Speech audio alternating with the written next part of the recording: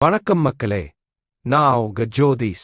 இன்று நம்ம வீடியோவில் பார்க்க போறது சித்தர்கள் சொன்ன காய சித்தி, யோக சித்தி, ஞான சித்தி பற்றின ஆழமான உண்மை. இது சும்மா கதையில்லை, வாழ்க்கையை மாற்றுற சத்தியம்.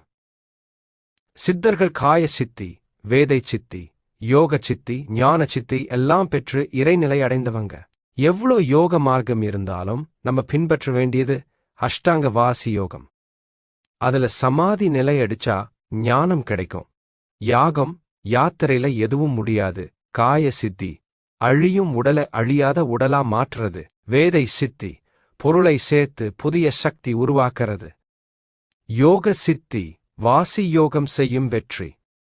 ஞான சித்தி இறைவனோட ஒன்றி ஐந்தொழிலையும் செய்வது. இந்த 4 சித்தியும் வந்தாதா முக்தி நிலை வரும். வாசி யோகம் பண்ணினா நோய் நீங்கும், மூப்பு மாறும், நரை முடி கருப்பாகும், உள்ளிருக்கும் சிவசக்தி வெளிப்படும். சக்தி சமநிலையா இருந்தா மரணம் கூட வராது. அதான் சித்தர்கள் சொன்ன மரணமில்லா வாழ்க்கை. கற்பம் உண்டு வாசியோகம் பண்ணினா உடல் சுத்தமாகும், ஆயுள் நீளும்.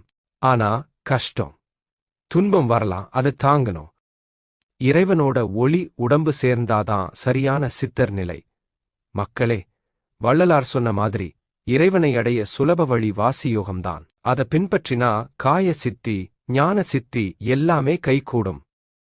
அடுத்த வீடியோல வாசி யோகத்தோட ஸ்டெப்ஸ் பத்தி பார்க்கலாம். நன்றி. அருட்பெருஞ்சோதி உங்களை ஆசீர்வதிக்கட்டும்.